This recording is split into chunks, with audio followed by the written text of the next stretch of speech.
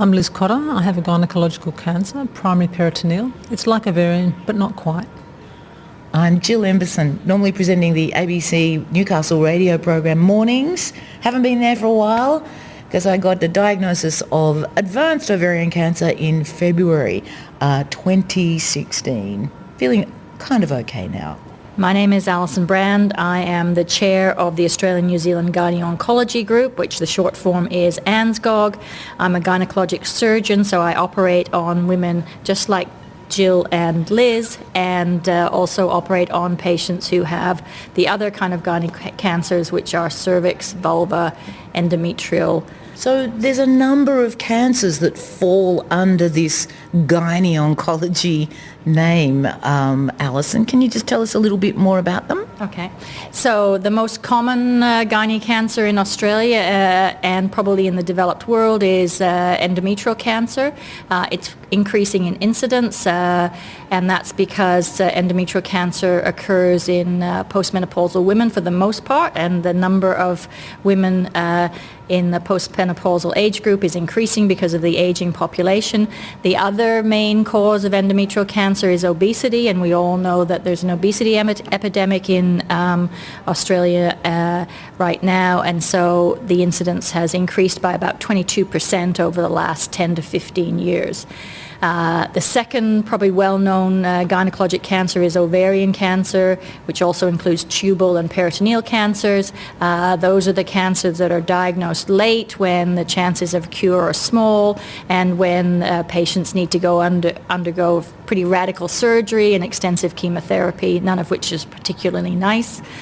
Cervical cancer is the other gynae cancer. That's a good news story. The incidence is reducing because of the screening and the Pap test, and also because of the introduction of the cervical cancer vaccine, which will mean that in the future those cancers will reduce dramatically.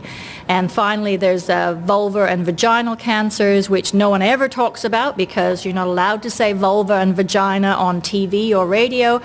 They probably account for only about 5 to 7% of gynae cancers, but when women get those cancers, they feel very isolated and alone because people just don't like to admit that they've got those sorts of cancers.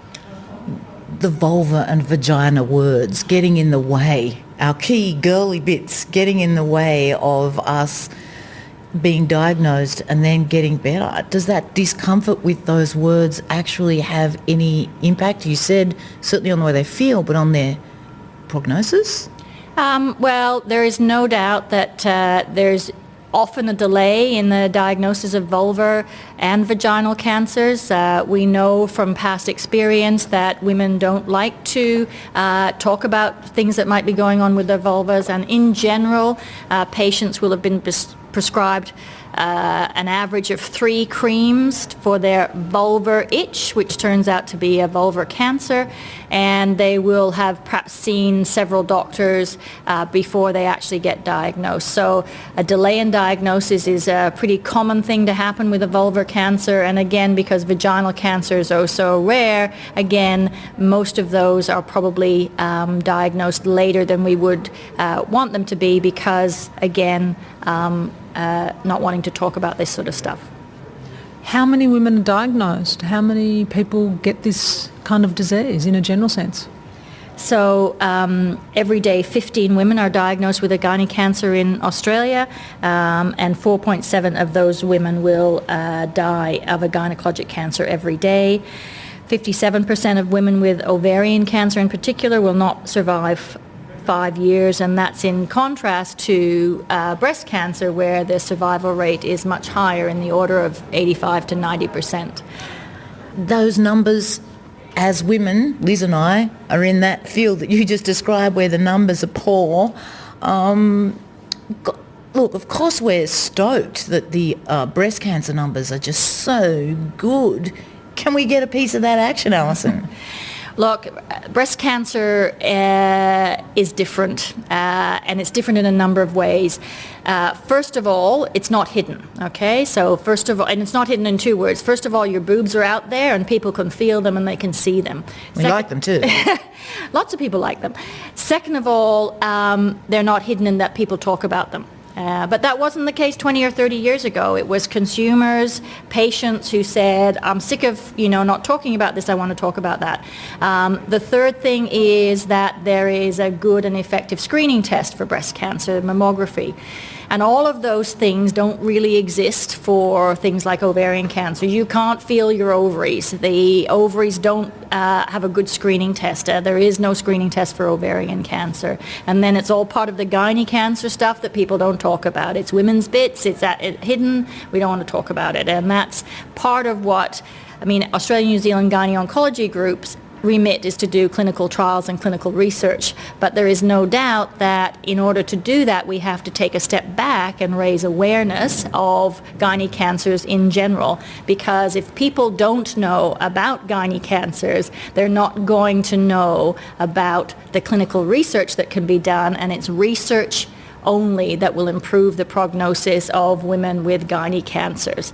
And I have to say, and I say it over and over again, I say, every advance in cancer treatment has been made on the back of clinical trials. Clinical trials are the way that new drugs get approved for use. It's the way we find out what works and what doesn't work, and it's the way we progress science. If we hadn't done clinical trials over the past 50 years, we would be still back where they were in the 1950s with those same poor treatments that they had back then, and more women dying. So clinical trials are the way forward. There is no doubt about that.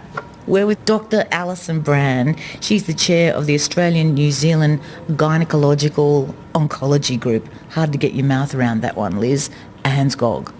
ANZGOG's important, and I think one of the questions I've got is, are there any red flags? Are there any things that women, young, old, middle-aged, can be aware of? Because we were both diagnosed quite late, because a lot of the problems we had, nausea, pain, constipation, they're kind of just things that you get given, eat more brown rice, have more water, stress less. Are there any things that you can do that join some dots for some women a bit earlier on? Yeah, so you're asking about the warning signs for gynecological cancers. It depends which gynae cancer you have, because everyone's different. It's not a lump like breast cancer, it's a lot. So I'll just walk you through it a little bit. So for ovarian cancer, the problem is that the ovaries are deep into the pelvis, and because a woman's body is very adept at expanding with pregnancy and not worrying too much about that, when a woman's body expands because they've got a big lump on their ovary, there's not a lot of warning signs. Those warning signs, though, that when they occur are very vague and non-specific. They're a little bit of indigestion, they're a little bit of bloating, they're a little bit of non-specific pain. And in fact, many of those symptoms aren't even what one would normally consider a gynecologic symptom. They're kind of a gastrointestinal symptom or an abdominal symptom. What we say is those sorts of vague and non-specific symptoms, which are persistent and severe, are the ones that need to be looked at. For endometrial cancer, it's bleeding. Postmenopausal bleeding needs to be investigated no matter what. For cervix cancer, get your pap smear. If you have bleeding after intercourse, get it investigated no matter what. For vulvar cancer, if you have a lump that bleeds, that is not normal. You need to get that investigated. Alison, they are really clear things for women of all ages to look out for, or is there an age that you reckon we should start being that aware? Look, gynecologic cancers don't normally occur in women under the age of 40. There are some very unusual cancers that can occur in younger women, but in general, gynae cancers, you'd start to think about those symptoms being abnormal after the age of 40.